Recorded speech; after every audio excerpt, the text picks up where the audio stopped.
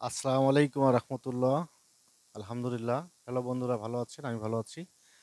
আপনাদের কাছে আমার একটি অনুরোধ, আমাকে একটু সাপোর্ট করবেন এবং শেয়ার করবেন এবং চ্যানেলটাকে সাবস্ক্রাইব করবেন। আর ফেসবুক আইডিটা অবশ্যই ফলো দিবেন। বন্ধুরা, আজকে আপনারা বিনা পয়সায় যাদের শ্বাসের সমস্যা, যাদের শ্বাসকষ্ট রয়েছে বা হাঁপানি রয়েছে, ফুসফুসের সমস্যা অর্থাৎ নিঃশ্বাস নিতে সমস্যা হয়, তার জন্য আমি একটি সুপরিচিত গাছ বিনা পয়সায় আপনারা চিকিৎসা করতে পারবেন। সে গাছটি হচ্ছে, এই দেখেন, এই যে গাছটা বন্ধুরা, হচ্ছে কালো ধুতুরার গাছ।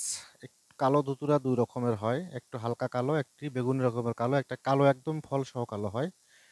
তো এখানে এই পাতাগুলো আপনারা সুন্দর করে রোদে ছোট ছোট করে কেচে কেচে কাটে নেবেন। এই দেখেন গোটা শুকিয়ে গেছে।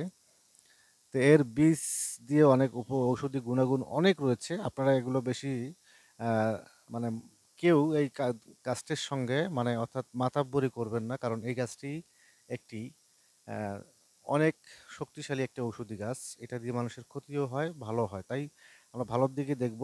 তা আপনারা যদি শ্বাসকষ্ট ভালো না হয়, তাহলে আপনারা কি করবেন, এই গাছটি পাতাগুলো ছোট ছোট করে কেটে তামাকের মতো তৈরি করে 3 বেলা, সকালে দুপুরে রাত্রে, বিড়ির মতো করে বা সিগারেটের মতো করে ধুমা খাবেন। দেখবেন, একটা করে সিগারেট তৈরি করে খাবেন, আপনার শ্বাসকষ্ট চলে যাবে। হাইপাই করেন বা নিঃশ্বাস নিতে কষ্ট হয়, আপনার নিঃশ্বাস বন্ধ হয়ে যায়, এরকম শ্বাসকষ্টগুলো ভালো হয়ে যায়। তাছাড়া আপনারা যদি কানের মধ্যে কামড়ায় চুলকায়, এরকম গোটা